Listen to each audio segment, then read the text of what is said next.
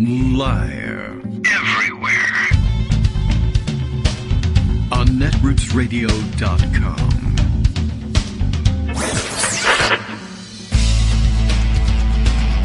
David Waldman. Kagro. In the morning. Now, here's David Waldman. Hey, good morning, everybody. How you doing? It is Friday, February 18th, 2022. Time for another show. All right. All right, get the feet on the ground here and get started. A little bit of a crazy morning, but okay. So no indication anybody missed the bus today, so that seems like good news. The Kagro in the Morning Show is live now. I am reliably informed, and this is your annual reminder. What's an annual reminder? Is it okay? An annual reminder. Mark the date down, that if you'd like Kagro X to change his name to, how would you even say this? Grokzak K, and just reverse the whole thing, please sign a petition and pass it along to your neighbor. That's true. And please park in my neighborhood and blow your horn until I agree to do it. How about that? Lots to catch up with today. As a matter of fact, I saw some interesting stuff being circulated about the Ottawa Protest yesterday. I just saw a very interesting video. I would say it was very clever, except that the people who are supposed to get the point of the video never actually do get the point of the video, so it's kind of a frustrating video.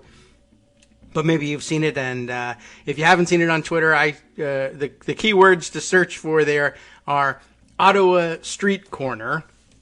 It's just, video taken by somebody of what they observed happening on, you'll never guess where it happened. All right, you got it. Ottawa Street Corner. That's exactly where it happened. And I think I can bring up the audio for you. And if you're not awake yet fully, this will help do it, because I guess I'll kind of have to, a little bit of a spoiler. I may have to tell you what's going on here in order to explain it before I bring up the sound. But a couple of the protesters, and I guess some of the protesters' supporters, are hanging out on said street corner and haranguing people, and a local resident, it appears, comes out to let them know exactly what it's like trying to deal with them with their horns blaring all the time. He's come out with a pot and a spoon, looks like a ladle maybe, and is banging it on the pot, but like right in their face. While they're trying to talk, they're having a civil conversation. And while they're trying to talk, he just bangs the pot in their face, and they get very frustrated. Sir, I'm just trying to have a conversation with you. I just want to be heard. I want to tell you what I'm thinking. And he's like, I understand. Bang, bang, bang, bang, bang, bang. And he's hitting the pot in their face, and they can't take it. They give up in frustration, and he follows them and bangs the pot, and they're like, you better get out of here. And he's like, I'm just having freedom of speech. this is what I want to do. Bang, bang, bang, bang, bang. And at one point, well, you'll hear what goes on, maybe some of it anyway. A minute to wake you up. Let's see. Ooh, there it is.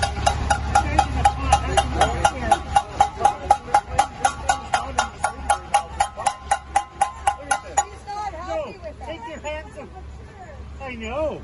Now, what he's doing, he says, take your hands away. This one woman, a nice-looking older woman, is right up, trying to get him to stop. But she's gently, she thinks she's doing the right thing. She's gently putting her hands up, towards, sort of blocking the sound and begging him to stop doing it. And she's explaining to him, you can't hear me. I can't talk to you when you're banging that pot. And like, I know. And they really just don't get it. And, well, you'll see what happens after that. It's nothing you won't expect, but. You want her to take your hands away from you, but you're going to put that in everybody's ears? Yeah. Just with all your horns. Get away from me, ma'am, or your hand might get hit by a spoon. You're not, if you hit her that. This is great, too. This is a nice little exchange. She's putting her hands up, and he says, back away from me. Get away from me, ma'am, or your hand might get hit by a spoon. So now, of course, the truckers are ready to beat him up. Well, if you do that. And you can just imagine this thing saying, well, that's great. You're going to threaten me with violence. You started. You said you were going to hit it with a spoon. No, I didn't. I said, So anyway, they give up in a minute or two, and it's just funny watching him follow. If you hit her, that'll be the last thing you will ever do, my friend. I promise you. Yeah, there's tough guy has now gotten in his face to say it's the last thing you'll ever do, and he just turns and puts the pot in his face and starts banging it, and the guy doesn't know what to do.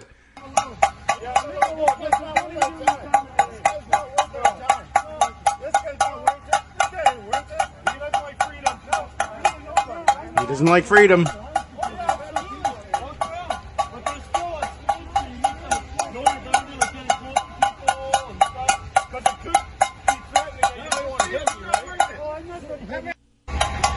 So anyway, not very good at taking their own medicine is generally what you're supposed to get away from this, and it makes no dent. I mean, it was a great idea as a protest of the protest, and we all get it out here, but you're not going to get it through to those guys. I like that. That was a very interesting exchange, and leave that guy. He's not worth it. Yeah, he doesn't like freedom. Right. That's exactly right. The freedom to park in the neighborhood and just honk your horns all night, well, it's kind of annoying. But they're so close. You think that, well, you can't be human. He bought himself that jacket and a nice Canada hat, the knit hat with just has Canada, knit into the front there. I don't know. It's not the official Canadian hat or anything. And a cup of coffee and everything, and presumably a truck even. So he's been able to put that much together in life, but he just can't grasp what they're trying to do here. I just found that, well, rather surprising, sort of. I kind of thought that they might get it, but who am I fooling?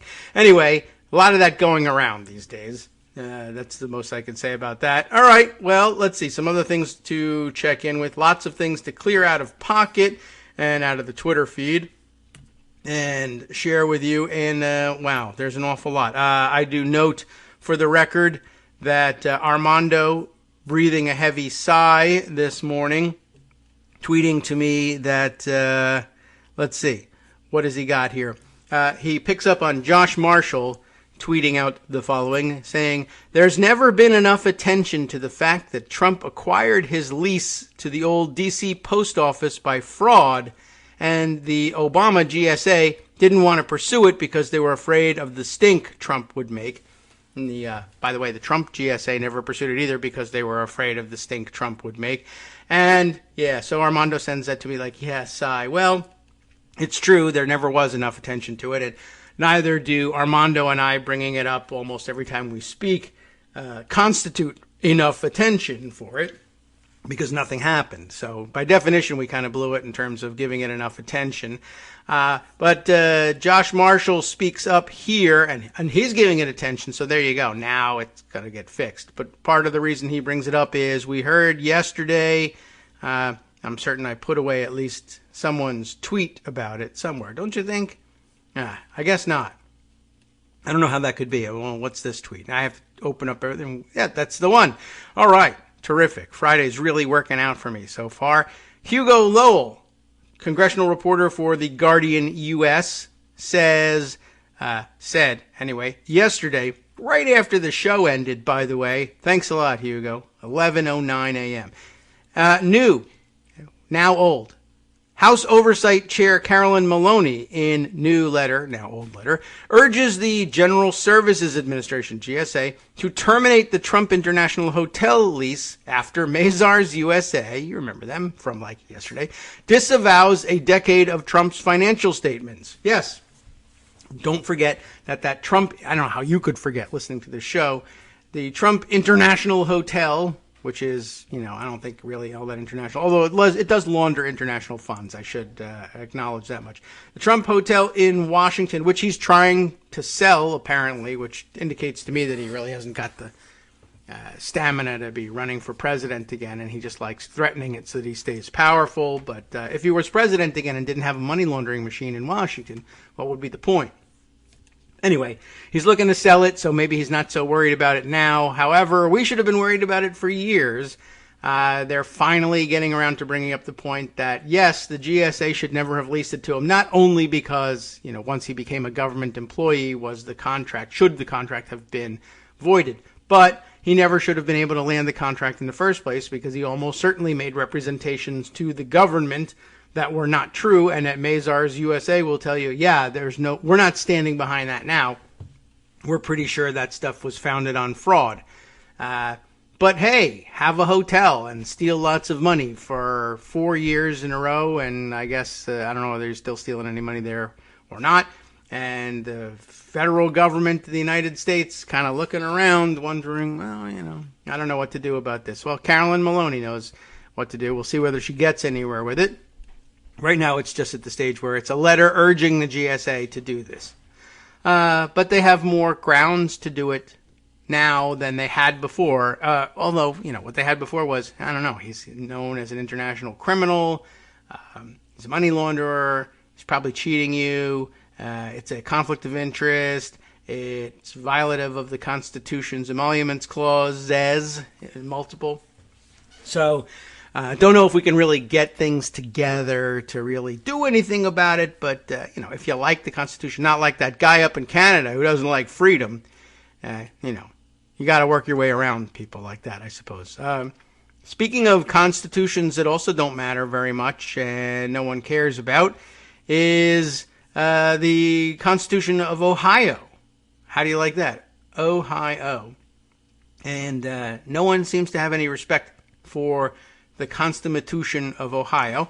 I just saw, I've seen lots of things over the last couple of days. I've seen lots of things, but the ones that are relevant to Ohio and the Constitution and the Supreme Court there are kicked off with this tweet that I've seen people tweeting and retweeting.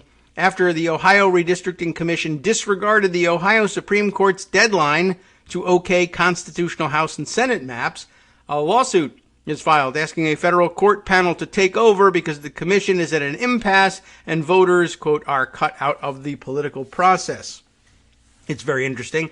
The situation there, I think we ought to jump over to a newspaper coverage of it. We haven't talked about it at all, and I've only seen scattershot reports of what's going on. But Ohio, like everybody else, is involved in redistricting at the moment, and they apparently, I guess they adopted a fairly stringent requirement for nonpartisanship to the extent possible in redistricting, and there seems to have been, according to the judges interpreting the language, a fairly clear directive from the voters that they really did kind of want to see about balancing things out and reflecting the actual partisan composition of the state as opposed to trying to gain partisan advantage for one party or another, and that the courts so far have been pretty strict in interpreting it that way and have sent this Ohio Redistricting Commission back to the drawing board 2 or 3 times. The thing is, the Redistricting Commission, very heavily influenced and dominated apparently by the state Republican Party, keeps saying, who cares what you say? We're going to keep sending you obviously partisan pro-Republican maps. They keep getting rejected in court, and the court keeps ordering them to do it right, and they're just basically at the point where they say, you and what army? Because that's what Republicans do when faced with the rule of law. Even nice, moderate ones that sometimes cry about things or whatever, like Mike DeWine. Ohio Redistricting Commission fails to pass new legislative maps, violating court order, reports Jesse Balmert for the Columbus Dispatch. The Ohio Redistricting Commission failed to pass a new state House and Senate map, multiple new House and Senate maps Thursday, violating an Ohio Supreme Court order. But who cares, right? What are you going to do? Hit him with a gavel? Republicans who dominate the commission said they couldn't comply with the Ohio Supreme Court's redistricting demands and the state constitution at the same time. That's too difficult. Can't do that. Democratic members of the commission said Republicans simply lacked the will to fulfill their duties. Oh, no. Now the Ohio Supreme Court must decide what to do with a commission that won't follow its orders. I say smash him in the face with the gavel. I mean, that is available to. Or have the marshal of the Supreme Court smash them in the face with the gavel. That's okay because it's police violence, you see. Anyway, the commission and court are operating under a new set of rules approved by voters in 2015 to curb partisan gerrymandering. So there's no roadmap for what happens next, because why would you write a roadmap? Because they'll definitely comply. It's all here in law. They've got to. Even the Supreme Court says they have to. Well, what if they just don't? I hadn't thought about that. Well, you and I have thought about that, but we don't live in Ohio. Or I don't live in Ohio. You do. I don't know. Where do you live? Do you live in Ohio? You probably thought about it. Why didn't they listen to you? You should, my friend, you should be on the Supreme Court of the state of Ohio. Although they've got a pretty good Supreme Court, as it turns out. But why not? We'll just give that to you. Let's expand the Supreme Court of Ohio while we're at it. I think all Supreme Courts should expand. Maybe. except for the ones that are really good for me personally, because I'm a Gimitarian. Meanwhile, Ohioans don't have districts for 99 House and 33 Senate seats, lines that are needed to elect party nominees for representatives on May 3rd. This is the sort of situation that the U.S. Supreme Court would say, oh gosh, we're too close to an election, we have to go back to the old maps, which I'm sure is eventually how they'll settle this thing. The commission's inaction throws those races and the imminent primary into even more turmoil. And what could be worse than more turmoil? There's a turmoil surplus. Okay. We are dangerously close to possibly violating federal law. Ohio Secretary of State Frank LaRose, the state's top election official and commission member, said, the commission now faces another tall task, enacting a new congressional map in the coming weeks. Their first map was struck down by the Ohio Supreme Court as an unconstitutional gerrymander. All right, next section, impossible task or no will. The Ohio Supreme Court has twice ordered the 7-member Ohio Redistricting Commission to pass constitutional maps for House and Senate districts. Although that does make it sound like, well, what's the order? Go make it constitutional. Like maybe that's not a clear order, but they know what they're doing. They're not a bunch of idiots. Well, jerks, yes, but idiots, maybe not. The court, in both 4-3 decisions, by the way, just remember how close it is. I mean, if you're surprised that the Ohio Supreme Court would bother standing up for itself like this, I mean, to the extent it's able to in the end, yeah, keep in mind that that could change pretty easily. A 4-3 decision, and a surprising one at that. But in both 4-3 decisions, the court ruled that maps must comply with the statewide voting preferences of Ohioans, which amounts to 54% for Republican candidates and 46% for Democratic ones over the past decade. But you remember how the Republicans answered that in one of the earlier go-rounds, right? That, well, since you're measuring partisan preference and performance statewide, we'll look at the last, I think they had 11 or so statewide races. Governor, senator, maybe, I don't know whether they used federal ones or not. Maybe they just stuck to the state, but, Secretary of State, and I don't know if they elect their lieutenant governors or attorney generals or whatever. But the last 11, I think 11 sticks in my mind for some reason, statewide races that Republicans had won 80-something% of those races. So their view of things was that the breakdown of congressional districts ought to be 80-20, which, I mean, points for creativity. But when I say points for creativity, I mean I will award those points in the form of blows over the head with the gavel when I finally do smash your head in for not complying with the orders. But points nonetheless. It was very creative. Republican Senate President, I'll reverse those words, Matt Huffman, Republican of Lima, and which I say Lima because Peru, but I'm sure they say Lima over there. I don't know. We'll have to ask the Ohioans. I think we've actually had that corrected for us once before. Anyway, Huffman, from that place, said the task set out by the Ohio Supreme Court was impossible. No General Assembly district plan has been presented to date that achieves a strictly proportional 54-46 result without committing significant other violations of the Ohio Constitution, Huffman said. And that might even be true. I don't know if I really believe it, but I guess he's claiming you have to carve things up so weird and have such oddly shaped districts and split towns in half and everything if you want to land on 54-46 that you would violate the other principles. But I'll bet they would allow you to get away with, even if you cheated to your advantage, a 56-44 result if you clean things up. But, I don't know. I don't have the data in front of me. But is he right? That's the question posed here next. It's a good question. Good job, Columbus Dispatch. The majority on the court didn't think so, and neither did Democrats on the commission. Governor Mike DeWine said the commission could and should have passed maps Thursday that got close to what the court wanted.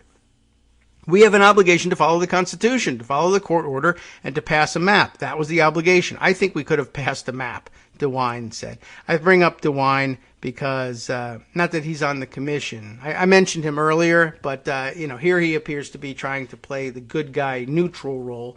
But as I recall, what's the story with the DeWines in Ohio? Is his son on the Supreme Court and ruling the other way? Is that what's going on? I can't recall. I guess I can look that up because I'm certainly as good as Joe Rogan, right? I can Google things during the show and try and clear things up. Pat DeWine is his son's name. And yeah, Justice R. Patrick DeWine is on the Supreme Court. And if I remember correctly, and I might be misremembering, but what you think Governor DeWine's, I should say, Governor Mike DeWine, parentheses, are, how would his son be voting in favor of the Republicans or the Democrats? Well, on the Supreme Court, because of course he didn't recuse himself from the decision or anything. My recollection is, I guess he's part of the three. Anyway, so if even the governor says that they have an obligation to follow the Constitution and follow the court order and give a fair map, why didn't they? That's the next question posed here. And this guy asks good questions. You would have to ask the legislative leaders about that, DeWine said. The people who draw the map work directly for them. Huffman said they tried. We did try to fulfill the court's order. Under state law, constitutional law, 2 Supreme Court decisions, and federal law and federal constitutional law, that's both the same thing, law, we've tried over the last 10 days to draw a map that complies with all that, and we don't think it's possible. But House Minority Leader Allison Russo, Democrat of Upper Arlington, I'm pretty sure that's how that's pronounced, unless they say Arlington for some reason in Ohio. I don't think so. She disagreed, saying this is a matter of what we can accomplish and what we are choosing not to get done. Meeting proportionality as required by the Constitution is not gerrymandering, Russo said. It is possible for us to draw constitutional maps and to work together as the court has directed us to do. I guess she's insinuating here that even if the map districts do come out a little funny and might otherwise be found to violate state law about compactness of districts, etc., I think she's hinting that those maps would be acceptable even if they were funny looking if they accomplished proportionality. So err on the side of accomplishing the proportionality mandate, and you should be okay. Well, that's a guess. Well, let's see. The Democratic maps have been rejected. We have that too. The decision to forego a third set of maps came after an hour-long grilling of Democrats over their proposed maps, which would give Republicans a 54-45 advantage in the House and an 18-15 advantage in the Senate. Republicans never proposed a new set of maps. The Rose said GOP legislative staff told the commission that it was impossible to produce maps that comply with both the Ohio Constitution and the court's orders, a point that Democrats dispute. Huffman said the Democrats' map unduly favors Democratic candidates over Republican ones, in violation of voter-approved changes to the Ohio Constitution. He pointed to 10 House Republicans paired in districts with other legislators. This map primarily favors the Democrat Party and only disfavors the Republican Party, Huffman said. My guess at what he means by this and what's going on here is Ohio Republicans have in the past gerrymandered so heavily in favor of the Republican Party that in order to bring any map back into compliance with proportionality, 54-46, you would have to eliminate Republican districts and create Democratic districts to bring the balance closer to where it's supposed to be. And the Democratic maps that do that, I mean, he's right. They only disfavor Republicans and only favor Democratic candidates because the Republicans have been cheating with their gerrymandering for so long and stealing so many seats that setting it right, even giving the Republicans a 10-point advantage, 54-46, still, they still come away with a partisan advantage, but making the map fair feels like it takes too much away from them because the maps have been so unfair in the past. Russo contended that to align legislative maps with Ohioans' voting preferences, Democrats would gain seats and Republicans would lose them. That's not gerrymandering, it's partisan balance. You could complain if they wanted to make it 50-50. They don't even want to do that. But anyway, complain anyhow because they won't take yes for an answer over there. If the standard is the current set of maps which favor Republicans, or the maps that you proposed in the last commission meeting that have been thrown out by the courts, if that's the standard that you're using, then yes, some Republicans are going to lose seats, Russo said. Huffman also criticized House districts in the Democratic proposals for not being compact, citing one that stretched between, Summit, Portage, and, what is this county? Goga? I don't know. Geauga. You Ohioans. You crazy, crazy Ohioans. Figure this one out for me. I don't know. Email or text. I'd actually be interested in finding out the pronunciation. I'll never come back and correct it or anything like that. Maybe I will. Anyway, one proposed Ohio Senate district jogged from Toledo to Crawford County, which I assume, makes sense to those of you in Ohio. Toledo to Crawford? Why, that's insane, whereas the rest of us just have to take your word for it. I mean, we could look at a map, but what am I, Joe Rogan? I have to take a break. Huffman said he was sharing concerns about compactness and splitting communities, which the public raised in public hearings held across the state, but Huffman's attendance at those hearings was spotty. He often sent other senators to attend. Governor DeWine skipped one to attend Bengals training camp. It was a big year for the Bengals. I can't blame you for doing that. And a good call all the way in training camp. He had an eye for this stuff, DeWine. We'll be right back. Hi, everybody. It's me, David. Let's change things up from the old fundraising pitch for just a minute and talk instead about how you can be a part of our show. If you've got a smartphone or any other electronic recording device, why not sit down and record a segment for us? Read us an important article and give us your take. Read one of your own original essays, or even just give us your commentary on something you'd like to share that's important to you. Then send the file to me at kagrox@gmail.com, and I'll try and work it into the show. Short segments, a few minutes in length, that are easiest to fit in. And of course, I can't always guarantee that I'll be able to play everything, but if you've ever shouted at your radio or TV about something you wish was being covered, here's your chance to change that. Make the show your own. Send your submissions to me at kagrox@gmail.com.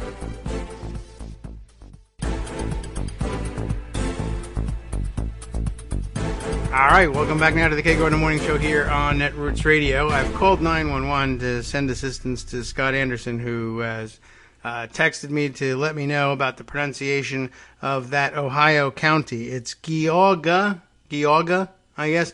Is the emphasis on the second? Geauga, makes a certain amount of sense, but I thought he might be having a stroke or something. But it seems he's fine. It's pronounced Geauga. Okay, I can get along with that. Once you see it and hear it once, it makes some sense. Native American type word is like he points out, Cuyahoga. That one I know, because the river caught on fire. That's how I know, I think. And I had a roommate from Parma, Ohio once in college. So I found out about that one. Anyway, let's see. Where the hell were we? Oh, yes, Ohio. That's right. Let's jump back there. Geauga, huh? All right. The one that stuck with me, you got to give me a mnemonic. But the one that stuck with me, from up in the Pacific Northwest, Willamette, right? Okay, it looks like Willamette or even Williamette because you're not used to just seeing LLAM. But Willamette, I learned that one too. Okay, that one stuck with me because there was the mnemonic, which is, it's Willamette, damn it. That's pretty good. So, great job. All right, Geauga, you frog. I don't know. I got nothing for you. You're going to have to work on that one in Ohio. All right, so where were we? Oh, yes, DeWine had skipped all of the hearings, or one of them anyway, to go to a Bengals training camp, which ordinarily you would point and laugh and say, get a life, dude. But the Bengals turned out to be okay, so we'll give them credit for that one. That prompted Senator Vernon Sykes of Akron, All right, it's Akron, right? Okay. Akron to say, I'm surprised that you're putting emphasis on it now. Well, I'm putting emphasis on his having gone to Bengals training camp, and I'm not surprised. In a lengthy back and forth, Russo repeatedly asked Huffman what constitutional violation he was alleging. In the end, the commission did not adopt the Democratic maps, voting to reject them along party lines. Wow, that's super surprising, but okay. With no maps and no political path, it's difficult to see how Ohioans escape this loop between the commission and the court. I find it incredibly regrettable that Ohioans are being held hostage by politicians who care more about their own power than creating maps that the people deserve, said Jen Miller, executive director of the League of Women Voters in Ohio. Chief Justice Maureen O'Connor's statement during a December oral argument has proven prescient. If the map is challenged and it's back here, this could go on forever. Turns out it was prescient, just like going to Bengals training camp. So there's a lot of prescience going on, but we got to get out of the prescience of this is not interesting. We just have to have some science, prescience, whatever it is. Okay, and we'll move on from that. Geog. Oh, okay. It's all right. Another text from Scott here. Now he had sent me. This is the problem with phonetic spellings. He sends me GEE hyphen AW hyphen GAH, Geauga. But now I find out it's G, or it's a soft G, Geauga. So now it's here with J instead. Anyway, forget it. I've had enough of you Ohioans. Anyway, so that's it for pronunciation for the moment. We'll jump into another story that I'll have difficulty with next. I wonder whether I've been thinking a little bit about this. You know, they never have this problem on TV or these professional shows, radio or otherwise. And I'm wondering, do they check ahead of time and say, give me the pronunciation on something like that? Maybe if you're like a news radio station, they might actually do that for people who are just grabbing scripts and reading. But I had a hard time believing that people were preparing that hard and reading over every article and saying, make sure I get the proper pronunciation of this and that. I think they just say whatever the hell it is, and if you know it's wrong, you sit at home going, what an idiot. I can't believe that guy just said Geauga. It's Geauga. And you say, yeah, that just goes to show what, something and blah, blah, blah. And we used to have local reporters back in the day. I think they just say whatever comes to mind. And it's not that it's right. The rest of us just say, oh, so that's how it's pronounced. Like I would occasionally think, all right, I'll look it up. I'll take a look at YouTube and see how they pronounce it on the professional programs. But they might be mispronouncing it. They just pretend they're very confident and just plow forward and say Geauga, and everyone says Geauga. That's it. Or or they might say Geauga, and people just say okay, and they get the wrong impression. I'm the only one who sits here and says, how do you pronounce this? It's spelled A. Is that A or I don't know, and I hem and haw over it. That's half the content of the show. Take that out, I got no content. So I don't know. Anyway, stupid Ohio. Look, there's no worse than anything else. And those Native American spellings and pronunciations make plenty of sense to me. All over the Northeast and what used to be the Northeast Midwest corridor. For now, everybody shifts Midwest even further west for some reason. But Ohio used to count as Midwest for some reason and probably still thinks of itself that way. But, well, look at a map. Anyway, but all over the place, those Native American pronunciations. We have plenty of them in New Jersey, or had plenty of them in New Jersey. They have plenty of them here around in Virginia still. Although I think we whited them up in Virginia a little bit more, I think, than we used to do in New Jersey. But that might just be me thinking that New Jerseyans don't have an accent. You know how that goes. All right. What else did I want to tell you about? Oh, yes. Let's see. I just saw this other story go by. Not Roll Call. The Hill, the other one, the raggy one, is, but I can't stop retweeting them because they use pictures. Circulating a story. There are flogging this one real hard and have been circulating it for a day or so. GOP reps call for release of security footage amid allegations of, quote, reconnaissance tours. This is a January 6th story. Republicans on the House Administration Committee are asking for the release of Capitol security footage from January 5th of last year as a way to answer lingering questions over whether some GOP lawmakers led, quote, reconnaissance tours shortly before the deadly riot. It should be pointed out, as this story does point out, that since those charges were leveled by, was it Mikey Sherrill and a few others who echoed the same accusations, there really has been no clarification and no word that the January 6th Commission has been taking a look at it or anything like that.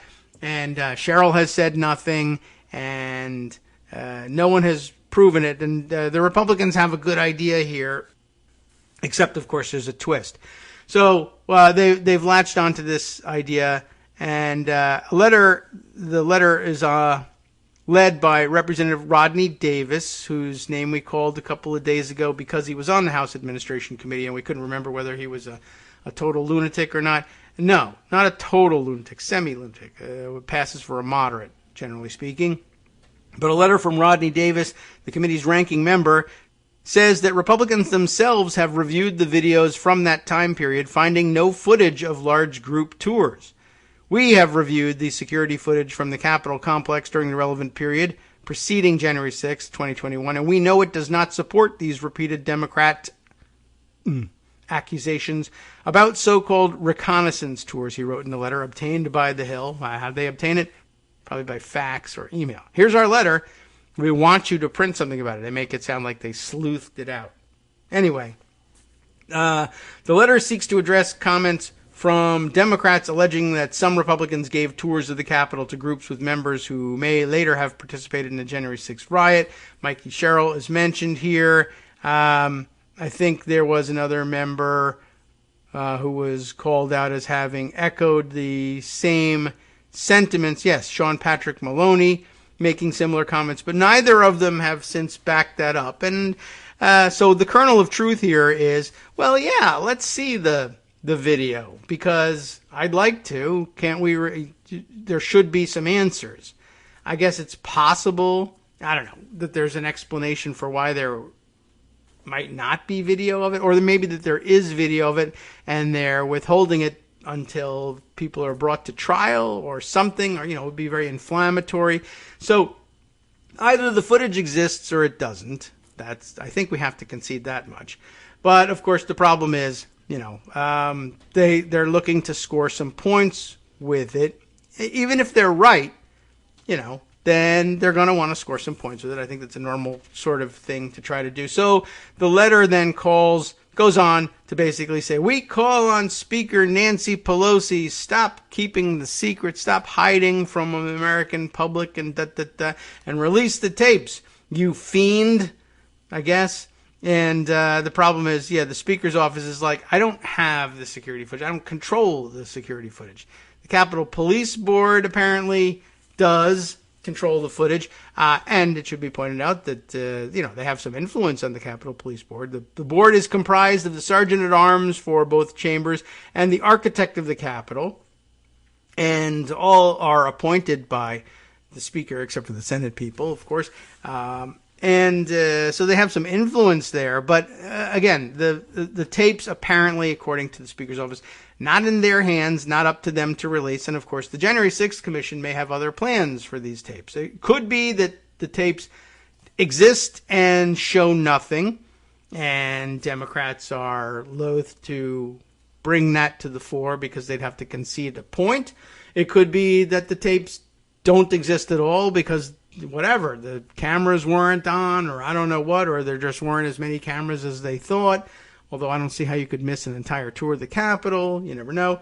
Or it could be that the tapes do exist. They are as described, and the January 6th committee and the Justice Department are saying, we plan to introduce these as evidence in a trial for, against somebody, either from rioters or perhaps the very sensitive idea that, we plan to level some fairly serious charges, perhaps. I mean, I'm just guessing. I don't want to get your hopes up. I don't want to be accused of getting your hopes up. I have no knowledge of this. But I mean, one possible explanation is if they were going to charge a member of Congress with something, they might very well want to keep a lid on that very sensitive evidence until the last possible moment.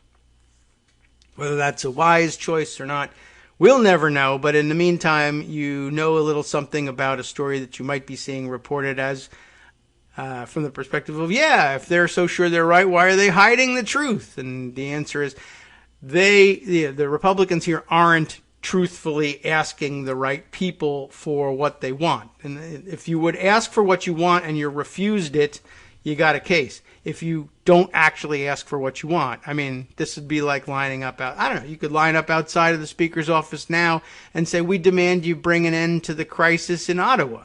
Well, it's a different country. I don't have control over that. Yeah, but you could call Justin Trudeau. You surely have some influence over him. I might, but, you're barking up the wrong tree, but worse, you know it.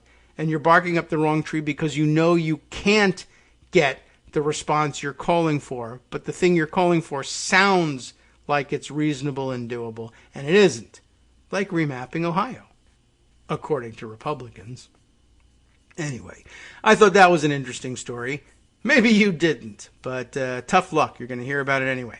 Let's see. Other things to share with you. Okay, we've gotten through those 3 things. Oh, you know what? This is an interesting change of direction. You'll recall probably last Friday, I brought to your attention the situation on the Texas border where the Texas National Guard troops were having such a difficult time with their stupid, hyped-up political mission that doesn't make any sense to them. So much so that 4 of them have committed suicide with their personal weapons. That's a sidebar to the whole thing. And 2 have been accidentally shot and killed with personal weapons while they're down there. So this whole thing, I mean, I guess, Texas Republicans would say, well, serving in the National Guard, it's a dangerous mission. Like if I say 6 members of the National Guard have actually died during this mission. It's crazy. What are we doing wasting the lives of Texas National Guardsmen on this?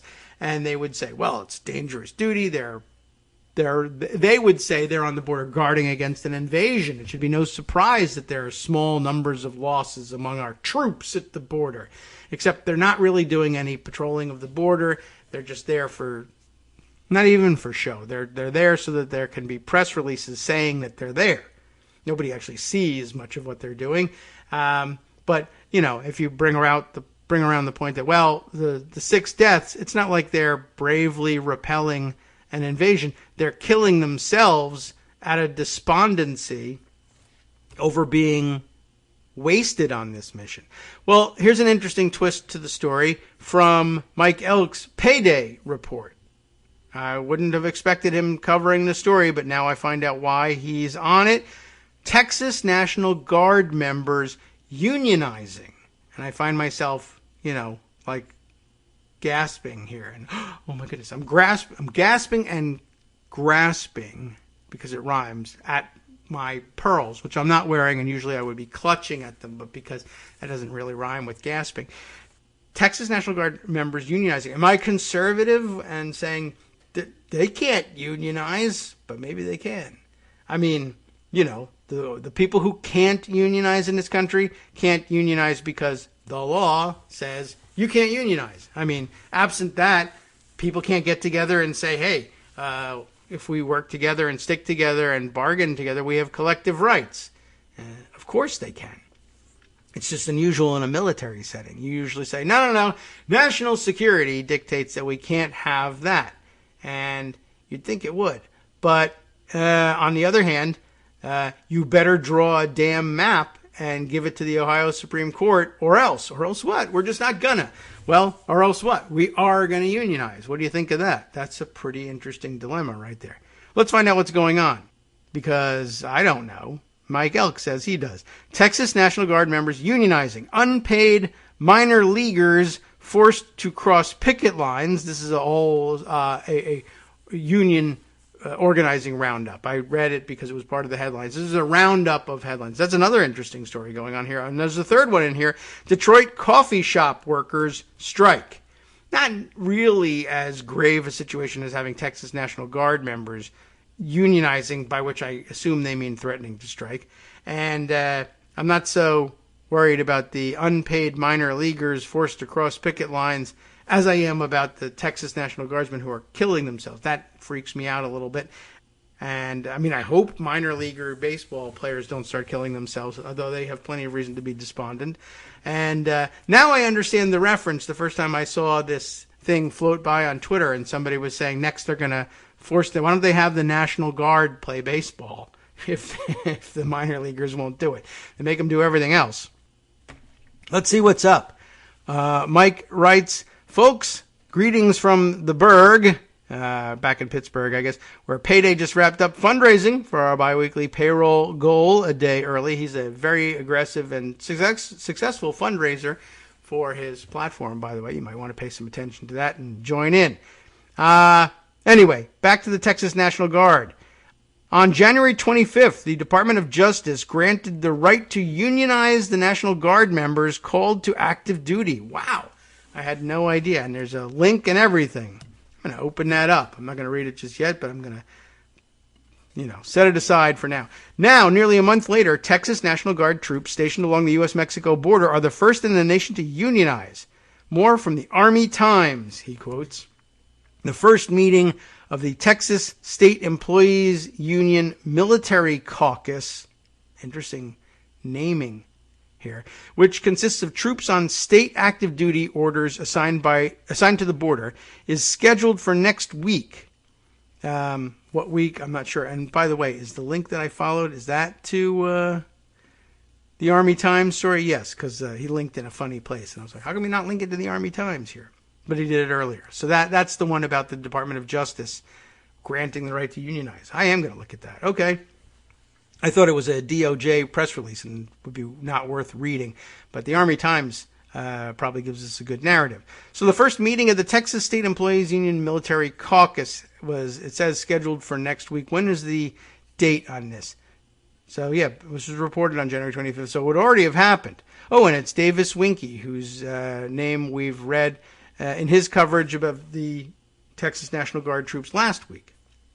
Okay, the soldier affiliated with the union, whose identity Army Times has verified, posted about the upcoming meeting in a Reddit community dedicated to sharing news about the border mission. I bet that's worth mining.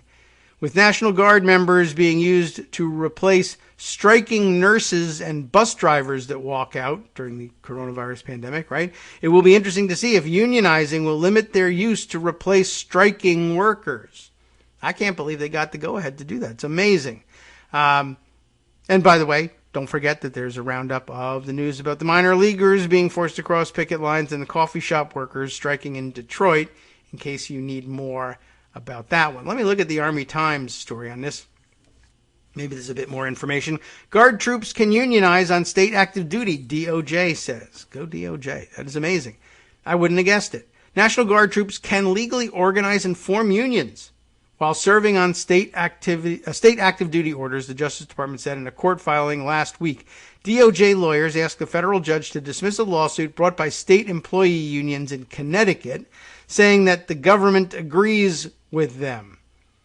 A federal law prohibiting members of the military from organizing unions does not apply to Guard members on state active duty or in the inactive National Guard, DOJ lawyers wrote in their filing.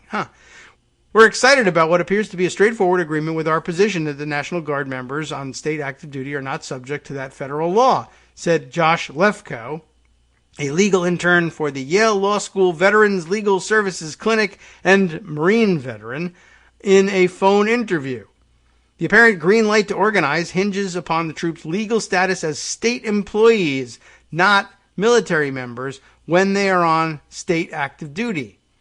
The same legal principle is what allows Guard troops on state active duty to conduct law enforcement, which is virtually prohibited for troops who are being paid as military members, posse comitatus, right?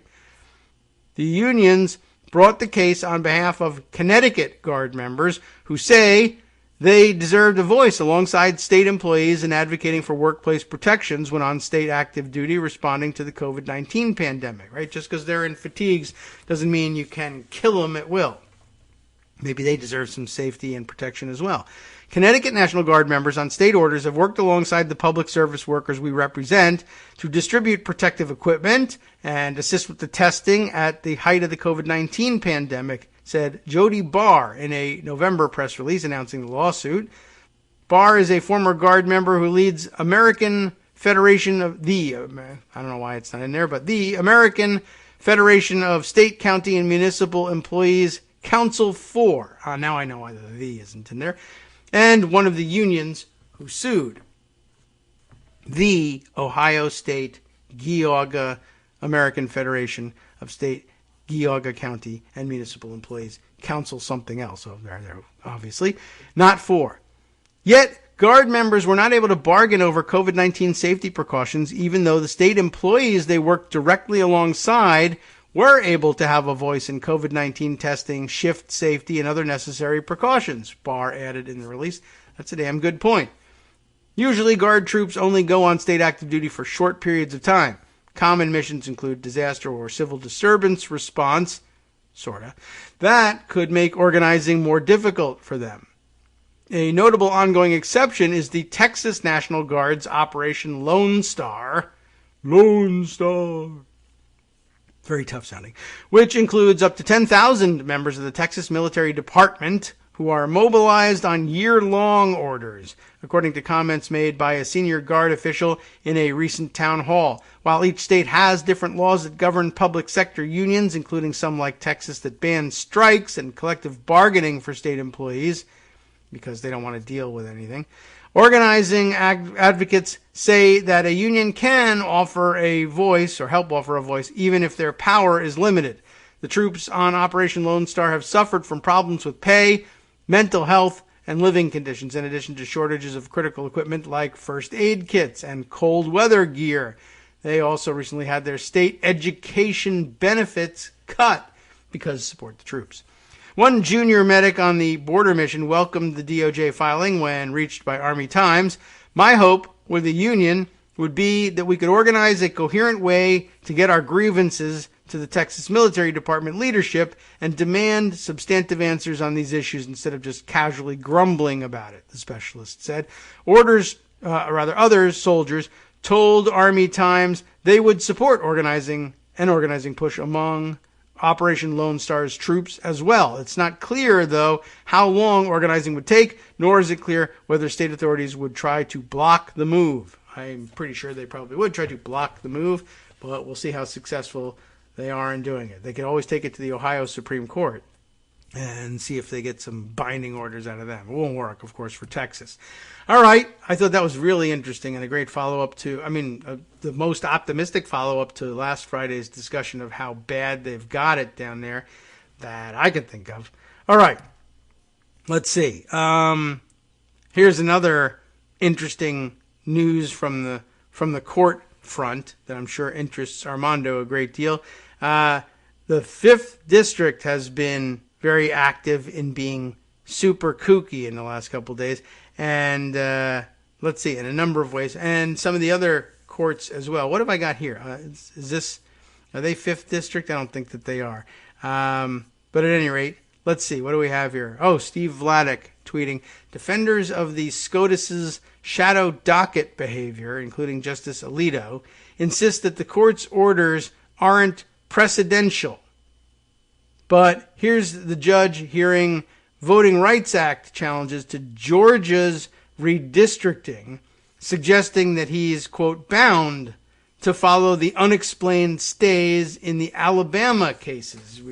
I think we mentioned the Alabama cases the other day, and that, the weird way in which the court is refusing to take up cases or making its decisions about which cases it will take and which it will let stand as the decision from the circuit court.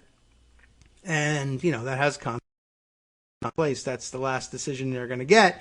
And they've been doing that with the Alabama Voting Rights Act cases. And, it's causing a bit of a problem. Is there more in the discussion? The only point he's making here, of course, is that when they use the shadow docket to refuse to take up the case like the one from Alabama and leave the decision from below standing, they say Right. This is not like a regular opinion of the Supreme Court. It's not binding. This isn't meant to say that our refusal to reconsider what happened at whatever circuit Alabama is in means that the rest of that circuit has to likewise pick up the substantive outcome. We let Alabama's rules stand, but not on a decision on the merits. Instead, we said we're not going to pick up this case from the circuit court. But that doesn't mean that all the rest of the cases in the circuit have to come out the same way. But yet, here is a judge in Georgia saying exactly that. And the transcript is included here. And the highlighted parts here says, as a United States District Judge, I am required to follow the precedents and decisions of the Supreme Court and the 11th Circuit. I'm required to follow what the Supreme Court says, and basically it goes on to say, well, because they wouldn't review the Alabama case, we have to make our case come out as it did at the Circuit Court of Appeals level in Alabama. And that's just, not the way things actually work. If you come out differently, then there's a conflict within the circuit, and the Supreme Court will want to take it up, or a conflict between two circuits. And then they will want to, ordinarily they want to take it up and figure out what's going on and resolve the disputes between us so that we can all apply the law equally across the country. But this Supreme Court might not really care about that. All right, time for yet another break. The music comes up and reminds of this. We'll take a minute off to take a peek into Pocket and remind ourselves of the things that I wanted to share with you. This makes a nice transition into this Slate piece about the courts that we might be able to share later on. And golly, after that, why, anything goes. As a matter of fact, what can I tell you? I could use the break. Let's get a little sip of water, replenish the energy, and be right back.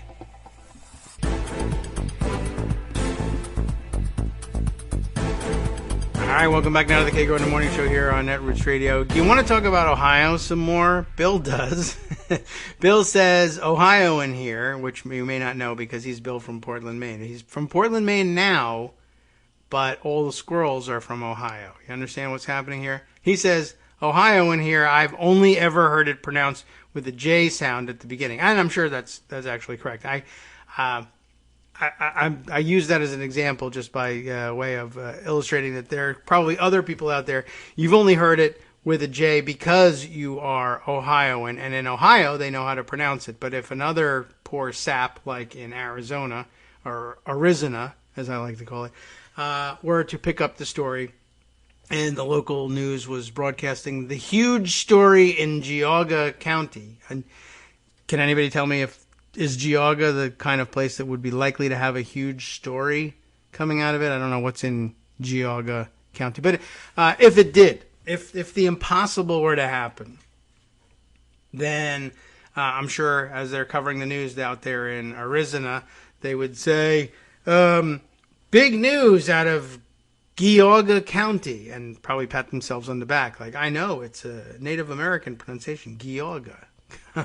Doesn't everybody know that? And you just blow past it is the point. And in Arizona, nobody is any the wiser, except the one guy from Ohio who foolishly moved to Arizona. And he's like, why is it so damn hot here in southern Ohio? I don't know what I'm doing here. And they might call the station. But the point is that other people with great confidence will say, Geauga County, reporting live, I'm Arizona's own, Brock McHowitzer, or whatever the hell the guy's name would be. Anyway, so you can see how that might happen. And everyone then in Arizona goes around saying, I know how to pronounce that, Geauga. And they might even put it on YouTube. And I might find it there in my quest to figure out how it's pronounced and say, surely the guy who did it with such confidence is right. When in fact, you're not looking for confidence in front of the camera. You're looking at confidence and poise with local wildlife. And you want to trust the guy who is able to lure the local fauna into the house with nutty treats. I don't know. I believe you. But at any rate, so that's it for Ohio, everybody. Are you You okay with this? All right, let's see. Moving on. I mentioned that the Fifth Circuit was very much in the news, and I have nothing organized and prepared on it. I started putting some of these things away, but then I was thinking, the Fifth Circuit is crazy and overly conservative.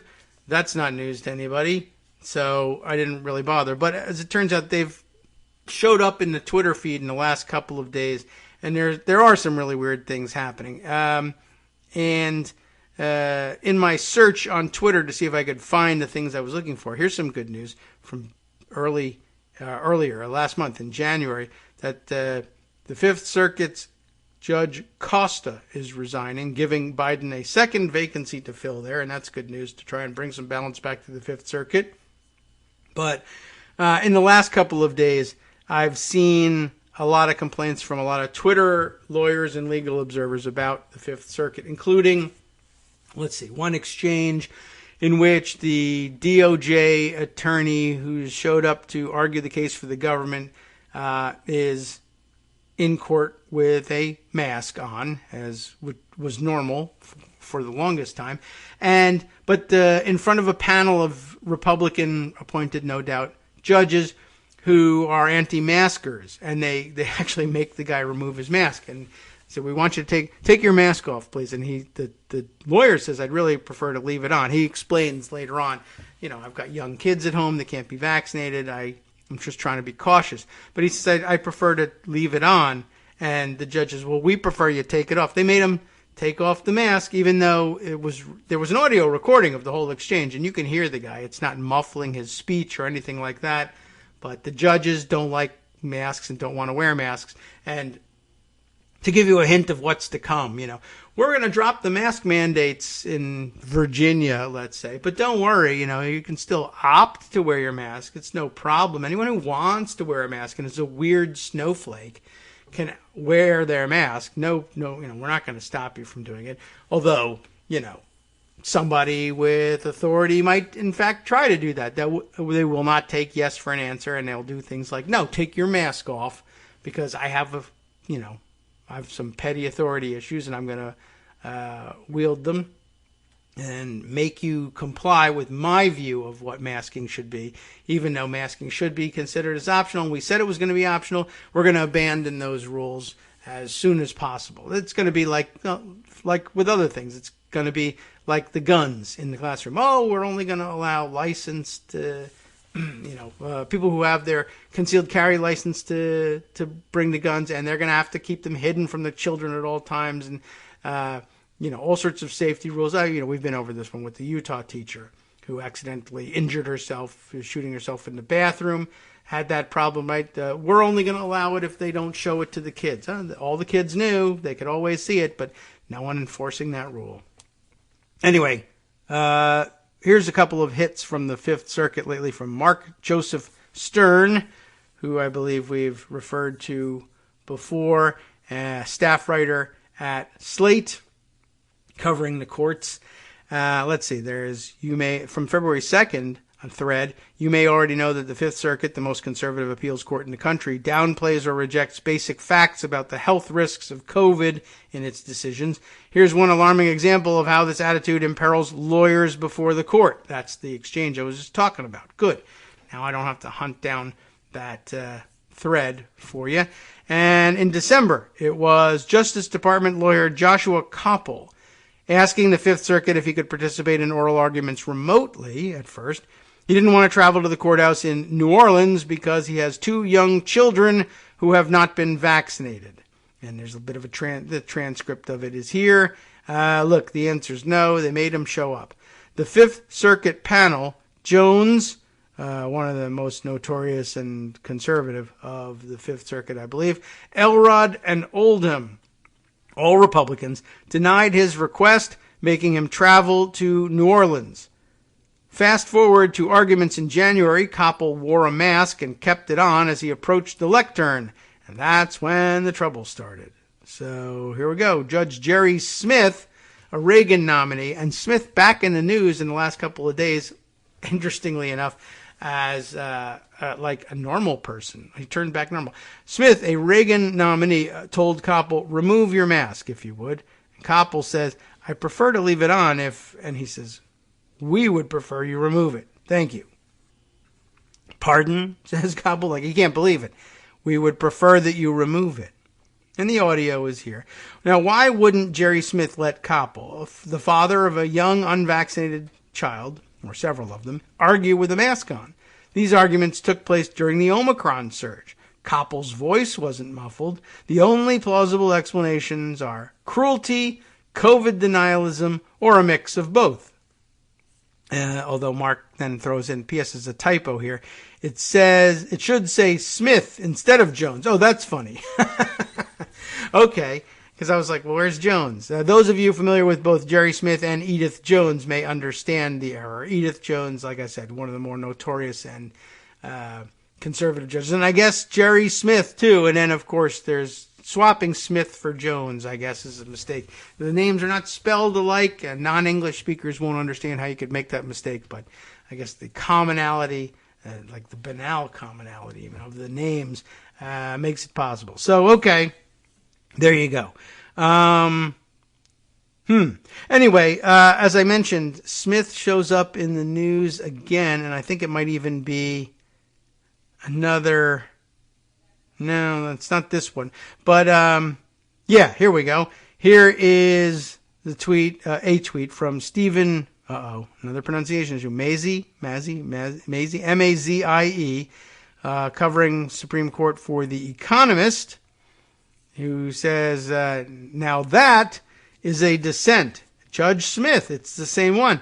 Judge Smith, irate about Fifth Circuit colleagues finding, this is the one that got him in the news just recently, finding that United Airlines employees might be irreparably harmed by their company's vaccine mandate. Harmed by the mandate, you see. So, what happened yesterday, or made it into the news anyway yesterday from the Fifth Circuit, was they were hearing a case, United Airlines, aggrieved United Airlines employees saying, it's not fair that our company makes us take this vaccine. Why? It could harm our health long term. We don't know the effects. There's not enough testing. Vaccines cause autism, etc. That kind of crazy stuff. Yes, YouTube, I said that. I meant it in the context of, that's dumb and crazy, and I don't believe it. But some people are dumb and crazy, and they say such things. I don't even believe they believe it. So there you go. So now you don't have to ban this episode. Those are the kinds of things that people say that are wrong and you shouldn't listen to and is disinformation. Get it? But they brought suit. And, two members of the Fifth Circuit panel, remember that you usually draw a 3-judge panel to hear a case ordinarily, from among the however many judges they have on that circuit. There could be many. Anyway, they got together and said, well, what can we do to undermine the Biden administration and their mandates and their request, in this case even, that private employers impose their own mandates? Well, how about what if we found that it was illegal for even private employers to mandate that their employees get vaccinated in order to continue working for them? Well, that's ridiculous. That's counter to everything that we stand for, even as Republicans and conservatives. And there's no foundation for it in law whatsoever. Yes, but what if we found it anyway? Well, how would we explain ourselves? I mean, that's ridiculous. What if we didn't explain ourselves? Well, if we didn't explain ourselves, it wouldn't be much of a decision, would it? I mean, what are we just going to, the two of us, vote? Here's how the case comes out, and just not explain why the case comes out that way? Yeah, what if we did do that? I mean, would the third guy, Smith, would he go along? He's conservative. He's one of us. He might go along. But if he doesn't, who cares? There's 2 of us and 1 of him. You guys want to do this? Yeah, so they decided to go ahead and do that. And they got no basis for it. And as another, as they point out in the dissent here, an unsigned opinion, and that means something in particular, although I don't know if I can really speak to the nuance of that all that well. But Judge Smith, actually conservative. One of those people who says, well, one of the things about being conservative is we practice law as you're supposed to, as precedent would dictate, as judicial canon dictates. And he has this to say in his dissent from this United Airlines case. And like I said, or as I mentioned, They're like, now that's a dissent. He gets a little hot under the collar here. If I ever wrote an opinion, he says, authorizing preliminary injunctive relief for plaintiffs without a cause of action, without a likelihood of success on the merits for two reasons, and devoid of irreparable injury, despite the text, policy, and history of the relevant statute, despite the balance of the equities and the public interest, and despite decades of contrary precedent from this circuit and the Supreme Court, all while inventing and distorting facts to suit my incoherent reasoning, I would hide my head in a bag. And that's a quote. I wonder where that's from. It's footnoted, but I don't have the answer. Perhaps the majority agrees. Why else shrink behind an unsigned and unpublished opinion? He's very annoyed at what these guys are doing. Ends justifying the means. It's outcome-based judging, just like Armando has been telling you is the case in the federal judiciary at the higher levels and has been saying so forever. They decide how they want the case to come out. But ordinarily, they say, now the job is crafting an opinion, even if it's crafted out of thin air, that supports the outcome that we want. Well, what do you do if it's so ludicrous that there's no way you could cobble together an explanation? Just don't explain. Although that's something I've told you too. Suppose the Supreme Court just said, I don't know. I just feel like that should be the law. Can they do that? They can. They try not to, or they get uncomfortable when they're called upon to do so, but they can, and they might. And here's the Fifth Circuit. It's not the Supreme Court, but the Fifth Circuit basically doing the same thing. Now, a lot of that one, it might have been legal mumbo jumbo to all of you. But to break it down just quickly, where he says, if I ever wrote an opinion authorizing preliminary injunctive relief. Okay, what are we talking about? Right, seeking an injunction, like what you might recognize as a temporary restraining order, where somebody wants, whatever it is. In this case, it's they're looking for a ruling to block United Airlines from continuing with their mandate. Stop keeping these people from working, stop threatening to fire them or reinstate them in their job or whatever, but stop imposing the mandate is what they're asking for. Now, when you ask for something like that, and you ask for it immediately, like without a trial to figure out whether or not you really should be entitled to that, you can seek preliminary relief, right? Temporary restraining order kind of thing, by saying, well, we should all have our day in court here, but what's the problem here is we need the courts to step in and stop this thing that's happening now because it's unfair and terrible, and just having a day in court even and winning doesn't fix the problem because it'll be too late for us because we'll all have been forced to do this thing and there's no undoing it. Right, especially when you're talking about, say, vaccinating. So they would say, I want you to put a hold, essentially, on this action that we're seeking to block until we can have the trial. If we lose a trial, we lose, and you reverse the order, you lift the order, and we submit if we, comply with the rule of law. But maybe we won't, but whatever. But, if we win, then great. Then the harm doesn't happen. Like, what good would it do to have the trial and say, you're right, you shouldn't be able to force your employees to vaccinate? Well, that's great, but it took 2 years to get to that verdict. And in the meantime, you didn't give us the temporary relief, and so they injected us, and I can't be uninjected now. So you ask for preliminary injunctive relief, but there are some strong tests for that. Why should a plaintiff be allowed to essentially substantially win for the year and a half that it takes to go to trial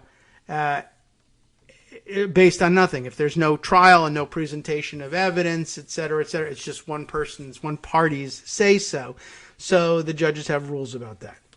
If you want preliminary injunctive relief before a court gets to examine the full record and both sides get to present their cases, if you want that, then you have to meet certain conditions. You have to show that there would be irreparable harm done to you, and that you have a pretty good likelihood of succeeding in your suit when it finally does go to trial. So if you were saying, I want preliminary injunctive relief that makes me the owner of every pint of Ben & Jerry's ice cream ever produced because it's so delicious, and I'm afraid that they'll sell some of it to other people who will rob me of that deliciousness in this suit.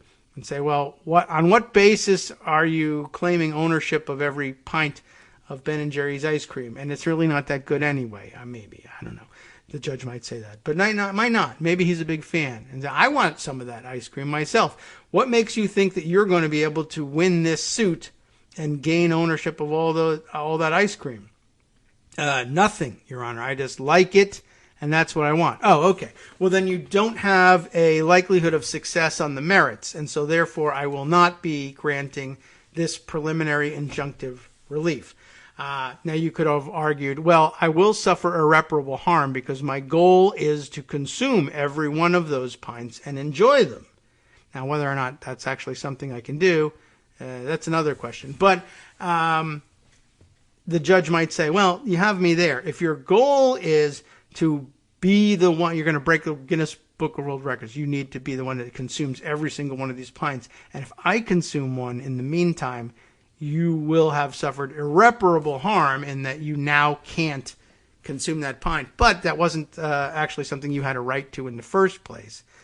But if you did have a right to it, if we were suing over the possession of one pint of this ice cream, you might say, well, I'm seeking temporary relief and ordering Ben & Jerry's to keep it in the freezer until we can settle our case in court. Because if they want to leave it out of the freezer, I want it in the freezer. If they leave it out of the freezer, it'll melt and be destroyed. And then even when I win possession of it in a year, I won't be able to take possession of it because it will have been thrown out because it melted. That would be irreparable harm. Okay, fine. I will temporarily order that ice cream be put in the freezer despite Ben & Jerry's insistence that it needs to be left out. I order them to put it back in so that we can, no pun intended, freeze things in place so that you can sue for the relief that you want. That seems reasonable to me. So, irreparable harm, well, getting injected, you can't undo it despite the borax claims, right? Likelihood of success on the merits. Well, there, probably not in this vaccine mandate case. And as a matter of fact, as he points out, there are two reasons that I think you have no likelihood of success on the merits. Now, the first thing, by the way, that he brought up, if I ever wrote an opinion authorizing preliminary injunctive relief for plaintiffs without a cause of action. Okay, how do we unravel that? You're basically saying, I'm suing to block the employer mandate based on nothing. Like, what grounds do you have to sue here? Your employer imposes this as a condition, and you don't have much in the way of law or precedent to say that they can't do this because they can do it for all sorts of other vaccinations. So what's your story here? It's similar in a way to the standing issue, but not exactly the same kind of thing. It's a little bit different. But basically, if you don't have a law that says that you're allowed to exercise this right to defy an employer on a vaccine mandate like this, then, what's your cause of action? What are you basing your suit on? Well, I don't want the shot. Yeah, but what law tells you you have the right to do that? I don't know. I don't have one yet. You're going to make it up. That's my point. So, yeah, this judge says, well, you don't have a cause of action. You don't have any likelihood of success on the merit for two reasons. And devoid of irreparable injury. Well, okay, that's possibly disputable if the injury is, if you claim the injury is injection with the vaccine. But, of course, you can't just say, well, I think it might be injury. You're probably going to have to show up with something else that says, I could have an allergic reaction to the shot, medically ineligible to take the shot, whatever it is. Not just, I think I read on the internet that I could be injured by it. You'll need a little more of that. And he goes on. Remember, this is all missing from their demonstration of the need for injunctive relief, and yet the two judges on the panel give it to them anyway. All of this, despite the text, policy, and history of the relevant statute, that says, yeah, you don't have any rights here, there's no cause of action for you, and the injury won't be irreparable, despite the balance of equities in the public interest. That's another way. If you're, I don't know, whether you're seeking injunctive relief or you're making your substantive case in the trial in chief, sometimes you say, well, the relevant statute doesn't actually say that we would be able to do this. But if you balance the equities and public interest of what's going on here, the law doesn't actually cover this. It's not a surprise. This is a novel situation. We've never had anything like that before, if that's what the case is about. And in this case, I guess you could say it is. It's a novel coronavirus anyway.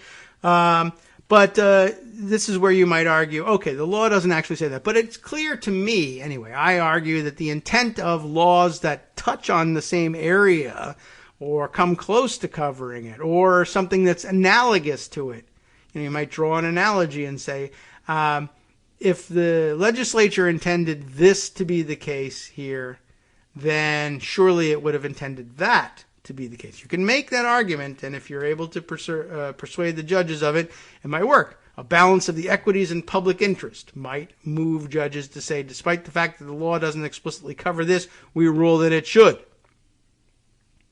Now, the next part of it, despite decades of contrary precedent from this circuit and the Supreme Court. That's tough to get around, right? Well, we're going to invent an analogy, right? Well, what about the fact that we've actually tried this route before and drawing analogies in this area of law doesn't work according to precedent from this circuit and the Supreme Court, which is binding on us?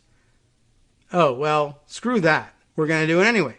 All while inventing and distorting facts to suit incoherent reasoning, like that you could suffer irreparable harm from this vaccine because I read on Joe Rogan's site that something 12 mule team borax, yada, yada, I don't know, and it will turn me into a donkey if I take this vaccine. No.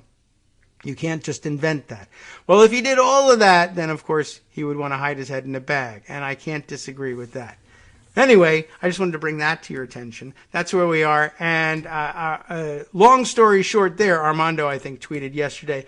Does everybody see this? Basically, he just simply says, the Fifth Circuit is ruling that private employers can't mandate vaccination. That is insane. And that's what they're trying to get away with. And it's so crazy that even super conservative Judge Smith, who was a stick in the mud about the masking mandates, this guy, the guy who wants the lawyers to take off their masks, says that's crazy what you're ruling about the vaccine mandates. But here we are, doing it anyway. Let's see. What is this? Oh, yeah. And a good comment about this, by the way, just sort of leaning back. This comment tweeted by Rafi Melkonian, appellate lawyer in his own right, working in the Fifth Circuit, and he was very much surprised by, or taken aback by, Judge Smith's dissent here. But he's actually talking about the outcome of the case. Wow, he says, the Fifth Circuit just held that United Airlines employees might suffer irreparable injury from the company's vaccine mandate. I will tweet the decision here. He says, bias alert. I have zero sympathy for these employees and their claims, so keep that in mind. And here's the opinion. The court, in an unpublished per curiam decision of Judges Elrod and Oldham, says that an employee put to the choice between the job or the jab, as they put it, can suffer irreparable harm, and says the district court must analyze the injunction. So, no injunction, just the district court must consider. Okay, they're not enjoining it themselves at the Fifth Circuit. They're saying the district court has to go back and consider issuing the injunction by considering other factors of the test for an injunction, rather than hold, as might be expected under normal circumstances and normal employment principles, that the employees can sue for damages later. And then he highlights Judge Smith's dissent here. And, wow, it's kind of interesting. Actually, maybe we can read on in all of this. But, yeah, then the reactions to Rafi's tweets here. Oop, I got to get ready with the music.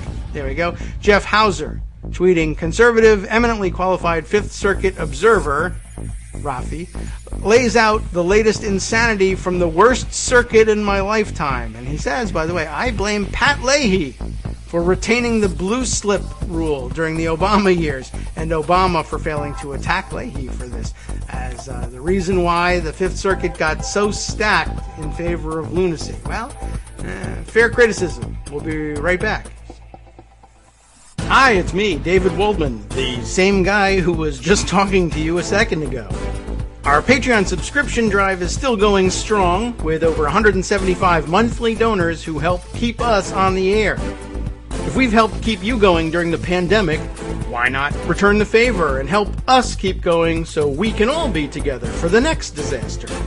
Patreon.com, Patreon.com, makes it easy to make secure, recurring monthly contributions to support our show. Patreon.com/KagroX gets you straight to our donation page. Maybe you'd like to thank us for keeping you sane during the Trump era. Maybe you're looking forward to in-depth explanations of what's going on in the Biden administration. Whatever it is that keeps you listening, we need your help to keep bringing it to you. And hey, if you happen to prefer using PayPal or even the Square Cash app, we're up and running with those options too. Thanks again, everyone, for all your support. We literally could not do this without you.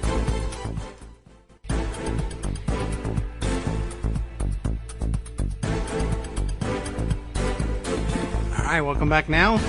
You know where you're back to. The Kagro in the Morning Show here on Netroots Radio. Couldn't get that mute button to let go. All right, well, at any rate, let's see. We jumped out of this when we were reviewing Rafi Melkonian's view of what happened in this case. And now I want to kind of jump back to that and fill in some blanks around our understanding, perhaps, of what's going on. So remember, the Fifth Circuit not actually enjoining the mandate at United Airlines, but rather sending it back to the district court saying, yeah, you shouldn't reject this application for a temporary restraining order or preliminary injunctive relief, rather, because you've missed some important points about why they should really win, to which Judge Smith says, no, you haven't. You've missed nothing. You got it right the first time, but now his vote won't count. Anyway, Rafi, too, takes note of Judge Smith's dissent. He says it's hard to convey the ferocity of it on here. He disagrees in every possible respect, and the passage is representative. It's the one I read you about that ends with wanting to hide his head in a bag. I'd love to find out what that's about, but I'm not going to rogue in it right now. Anyway, he continues and says, Judge Smith calls for en banc reconsideration, even though the case is unpublished, because in his view, the opinion overturns well-established Fifth Circuit precedent. The good ship Fifth Circuit is on fire, he says. En banc reconsideration, of course, is bringing everybody from the Fifth Circuit, I don't know how many they got, 15, who knows, and say, we'll all sit and hear this thing, because these two clowns made a terrible mistake, and I think you'll all see it if we sit together and talk about it. The unpublished device is a clever way of avoiding, or at least trying to avoid, en banc review. We have some judges who are disinclined to grant en banc rehearings, except in the most extreme situations. That fact, or the fact that an opinion is unpublished, furnishes just another reason to vote to deny en banc scrutiny. But by today's ruling, the good ship Fifth Circuit is afire. We need all hands on deck. Judge Smith is rightly incensed here. Smith says the court should not chill the company's life-saving answers, such as vaccine mandates, to the pandemic. Some further excerpts from his opinion. And it sounds pretty good. So let's say United responded by requiring its employees to vaccinate. Sounds reasonable. Employees who refused were fired, but those with genuine medical and religious objections, and there aren't really any genuine religious ones, but okay, they received accommodations. United tailored those accommodations to the risk that it perceived to each subset of employees. That's why non-customer-facing employees received more generous accommodations, such as remote work or masking and testing, than did flight crew members whom United placed on unpaid leave. None of that, suggests that United aims to eradicate its employees' religious convictions. The record instead shows a company wrestling with an evolving crisis and choosing an uncertain path forward. If such a choice calls for injunctive relief, it's hard to imagine which choices during this time would not. Granting this injunction would announce to all similarly situated entities, and that's the idea, that their decisions will summarily be second-guessed. We should not chill life-saving answers to this pandemic. The majority, if acting as CEO, would have made a different choice for United. That's why the majority erases the usual requisite. So we stop there, but maybe we'll get more of it later on. But and maybe the fact that he's a Reagan appointee means he's considerably older than the others on the panel and is therefore more concerned about the epidemic. I don't know. The pandemic, sorry. Rafi continues here. Under Title VII, employers can refuse to grant accommodations if those impose undue hardship on them. I am on record saying the undue hardship test is a little made up, but it is the law. Judge Smith says the employees haven't even tried. United has satisfied that low bar, Judge Smith writes. It offered unrebutted testimony that masking is hazardous in the cockpit and that requiring pilots and flight attendants to test will reduce the time that they can spend in the air. United also explained that its flight crew members travel in close quarters for days at a time, increasing the risk of disease transmission and reducing the efficacy and enforceability of alternate accommodations. Vaccinated employees also are less likely to get sick or to transmit the coronavirus to other employees, or customers for that matter. That means fewer delays, cancellations, and logistical puzzles, not to mention lower health risks for United employees. If imposing a shift change is an undue hardship, imposing a greater risk of disease must be one too. Good points there. United also had argued that the employees had not satisfied administrative exhaustion. Why can you get injunctive relief from a court here? Why can a court intervene with a private company? Well, they'll do it if, at the very least, you've exhausted all the other administrative avenues of relief available to you. But they haven't. You're supposed to demonstrate that you have. They haven't, and so can demonstrate nothing. The majority does not think this precludes relief. It says, I promise I will get to it. Says what? I don't know. We'll find out what that is about. Judge Smith calls this part of an orgy of jurisprudential violence. Wow, that's pretty good. The exhaustion requirement is just one more casualty of the majority's orgy of jurisprudential violence. If anyone takes the majority seriously, the number of Title VII cases will explode. Unexhausted claims will flood the courts, and organizations large and small will grind to a halt, all results contrary to the statute's text, purpose, and established interpretation. He's very unhappy. Okay, let me turn to the majority opinion, says Rafi. You can read the rest for yourself. The majority has a completely different frame. In their view, this is a narrow decision simply saying that the district court must analyze the other preliminary injunction factors. So they do explain themselves to some extent. Look, the majority says, this isn't about any of what Judge Smith is mad about. It's about the harm factor. Let's look. Critically, we do not decide whether United or any other entity may impose a vaccine mandate, nor do we decide whether plaintiffs are ultimately entitled to a preliminary injunction. The district court denied such an injunction on one narrow ground. We reverse on that one narrow ground and remand for further consideration. All right, that's an attempt at explaining themselves. The majority then says there is no Fifth Circuit precedent barring a Title VII plaintiff from seeking an injunction. And Rafi's own comment here is, well, normally what happens in a Title VII case is you get fired, then you sue for damages. The majority says that's just happenstance, basically. So usually they say, well, if you get fired and you sue for damages, then you've got a cause of action and you've got some harm that you can demonstrate. What you can't sue for is preliminary, Smith says, you can't sue preliminarily to enjoin the company from firing you. If they don't fire you, then nothing has happened to you and you have no claim against them.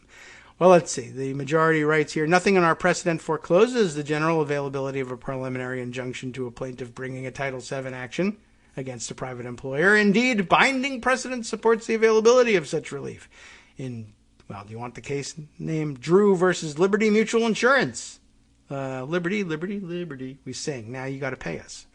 We held that in the limited class of cases in which an employee establishes both an irreparable injury and a likelihood of success on the merits, the employee may bring her own suit to maintain the status quo pending the action of the EEOC on the basic charge of discrimination.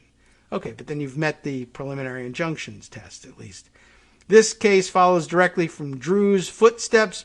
Plaintiffs here filed an action with the EEOC and are currently awaiting action from that agency. Thus, they may be entitled to a preliminary injunction until the EEOC's decision if they can make the required showing under the equitable factors. It's just that Judge Smith doesn't think they can do that either. But how interesting that this should be reversed, as they say, on narrow grounds, and it involves a citation to a case involving Liberty Mutual Insurance. We rule just on what you need, right? Pretty good. All right. The majority then holds that employees may seek injunctions under Title VII even if they haven't exhausted their administrative remedies. Let's see. Okay. Well, normally failure to exhaust is a complete bar to pursuing your Title VII claims, says Rafi. But the majority says there's an exception. What do you know? What's the exception? This court has held that Title VII cases say an individual employee may bring her own suit to maintain the status quo pending the action of the EEOC on the basic charge of discrimination. You're discriminating against me because I'm a protected class of people who don't have the vaccine. No, I'm not. Oh, yes, that made the rounds yesterday, too. I don't remember what the context was, but somewhere Trump lawyers were in court, I guess in New York, claiming that Trump was entitled to some type of, I don't even remember what the particulars were, of relief because he was a protected class. And the judge said, what protected class is he? What is that supposed to mean? Is it orange-faced people? That's not a protected class. And I guess the attorney just doesn't answer because they realize, oh, yeah, I just blurted that out, and I either don't know what it means or, oops, he's not a protected class. What are we talking about?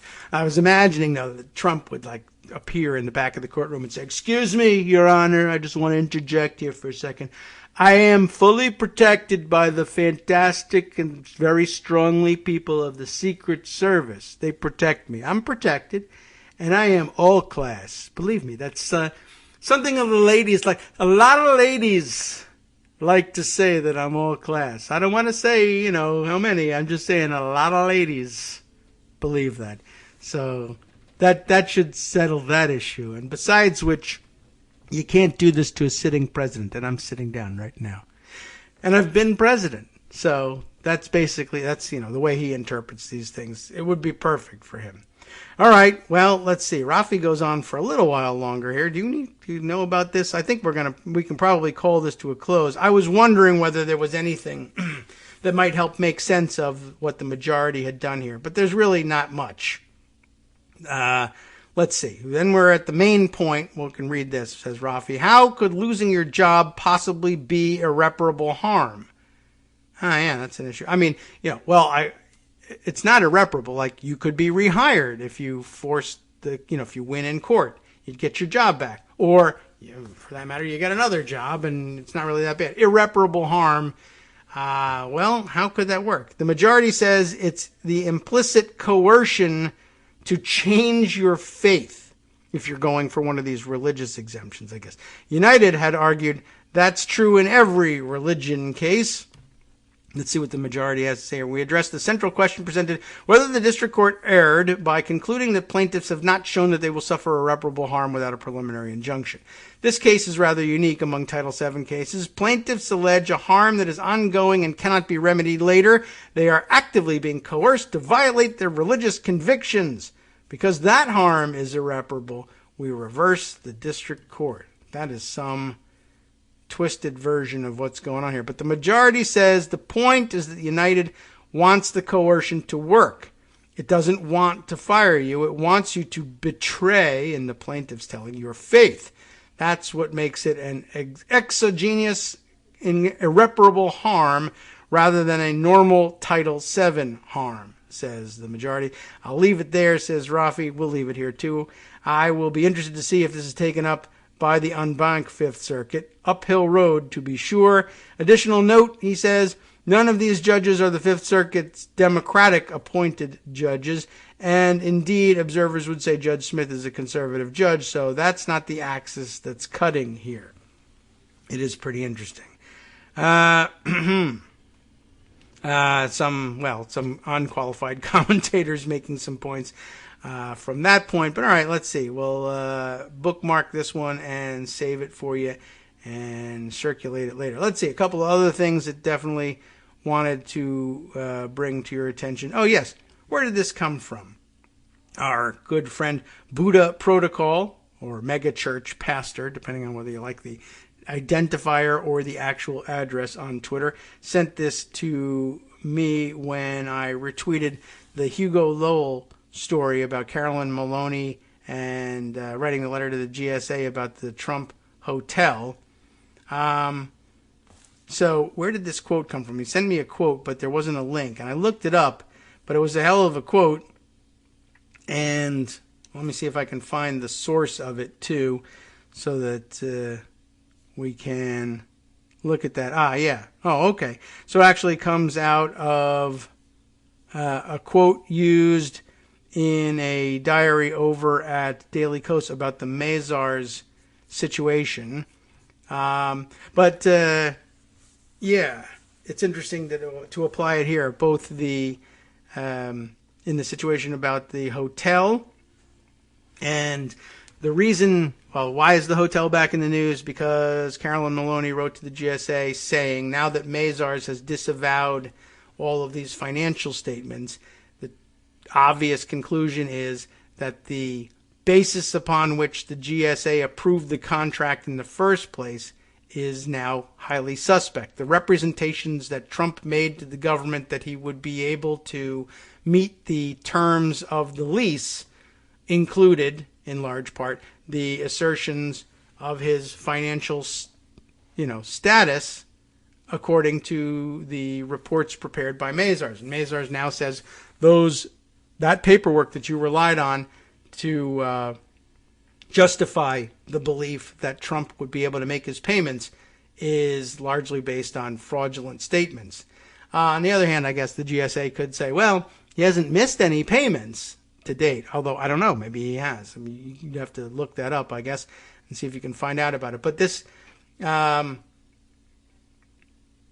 out of a diary that's sort of taking a different angle on these things. It's the diary from Wednesday from a very popular community diarist Aldous J. Pennyfarthing. We've read his name before. Trump's latest financial trouble explodes the national security risk by a factor of 10. Only tangentially related to the hotel issue, except that the hotel issue was always a bit dicey, you might say, because of the foreign emoluments situation and domestic emoluments situation. So in that respect, it all comes in. But I guess the main point that Aldous is trying to make here, and the quote that gets lifted from his diary, it's not Aldous's quote, it's a quote taken from a person quoted in a Daily Beast story that's referenced in this diary. But the idea is this. With Mazars now withdrawing all this, their backing of the financial statements, and Trump's financial status therefore put in question, it's possible that he may lose his grip on a lot of his properties and net worth, or at least that it would be questioned, and that leaves him floundering. But it leaves him floundering in a world where he has, when he's floundered in the past, turned to nefarious actors for financial backup. Russian mobsters, for instance. And that was all wrong and dangerous when he was just a plain old idiot businessman, if he ever was even that. But now that he's been, it was certainly worse while he was president of the United States, but now that he's been president and retains a security clearance and has retained boxes of apparently top secret documents down at Pervolago, some of which may or may not have been taken from his possession at this point, and who knows whether there's any more of them. Yeah, it does, in fact, explode the national security risk by a factor of 10. We now have a guy who is all of a sudden finds himself cash poor, but is in possession of boxes of highly classified material, has access to still more of it because of his security clearance and the fact that he's a former president and can get sensitive intelligence given, just handed over to him by virtue of the fact that he alleges to have been president in the past. And he needs cash. Isn't that kind of a dangerous mix? Yeah, it kind of is. But, it was a dangerous mix while he was running the hotel, too. The quote, though, to get straight to the point, is whether it's the Saudis, Russians, narco-terrorists, anybody with access to hundreds of millions of dollars would be in the running for Donald Trump's new loan officer. That is why you don't give security clearance to people who are financially compromised, right? That's why they ask you on a security clearance to disclose all of your financial transactions and all your financial connections and what is your net worth and where is your money coming from and who are you dealing with. And that's why Jared Kushner kept lying over and over in his security clearance until they finally couldn't give him one, and Trump just ordered him to have it anyway because he was trying to get past the law. I'll use the authority given to me by the presidency, unfortunately, because we never really contemplated a totally corrupt, totally craven international thief getting elected as president. Why would that happen? That'll never happen. The American people will see through it. Whoops. Well, they didn't do that. Anyway, so now there he was just giving out security clearances to everyone. He would never pass a security clearance test, but you don't have to give security clearance background check to the president because we're supposed to do that by vetting him and finding out in the free press that he's a huge risk to national security. Well, anyway, we didn't do that, and now we're stuck. Maybe I'll jump over to the story that Aldous was borrowing from over at the Daily Beast. Trump's inner circle freaks that his tax firm, quote, screwed him. If he gets away from this, this is interesting. Oh, is this going to block me from it or no?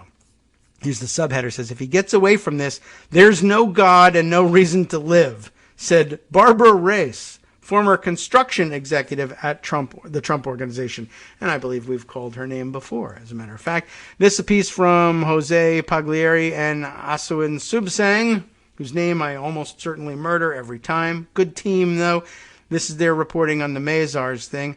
Predictably, Donald Trump wants you to think his longtime accounting firm's decision to ditch the Trump Organization last week is no big deal. In fact, he would like you not to think about it at all, but that hasn't stopped members of his inner sanctum from wondering if the highly publicized investigations in New York could actually be what ultimately torches the ex-president's sprawling family business. I know we've all been there before, but bear with us. This is why, after accounting firm Mazars USA dropped the Trump Organization, 3 people close to former President Donald Trump told the Daily Beast they have each urged Trump or others in his family and brain trust to take this possibly ruinous development seriously. I'll be honest with you. I have said for years that this whole thing is one big fishing expedition, said one of the sources. I've expected it to just fizzle at some point or to turn up ticky-tacky crap. He uses the S word. That can score prosecutors big headlines. The Mazars news was the first time I started thinking, hey, this might be serious. Could Donald Trump and his business really be screwed? I don't know, but I'm not as confident as I once was in saying no. That's an interesting perspective. The question now facing the Trump Organization, which is already in hot water after being indicted in Manhattan for criminal tax fraud last summer, is whether the pillars propping up his business empire will now crumble.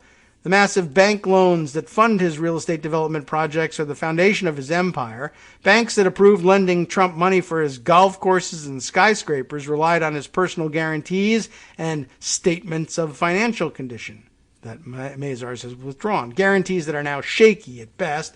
None of these sources who spoke to Trump believed he was taking this as seriously as he should. Good, great.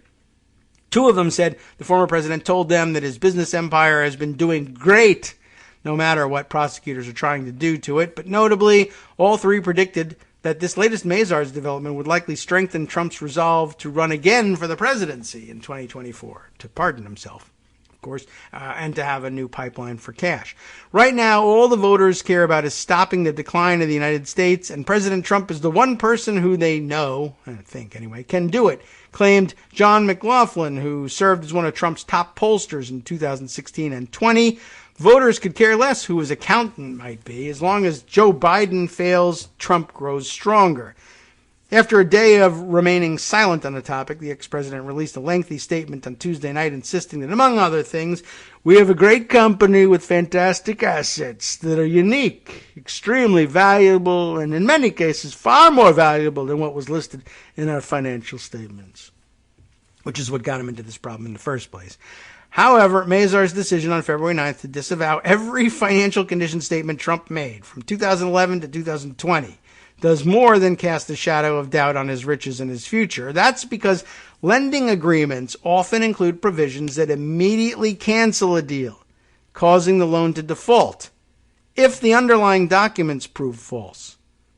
According to a widely cited analysis by journalists at Bloomberg, the Trump Organization has at least $590 million of debt coming due between 2021 and 2025. That's even if the Mazars doesn't quit. It's unclear if Trump's loan deals included a material change in condition clause, but if they did, as most do, the fallout could spell financial ruin. Stephen J. Solomon, an attorney in Miami who leads the bankruptcy practice at the national law firm Gray Robinson, warned about the gravity of the situation for the Trump Organization.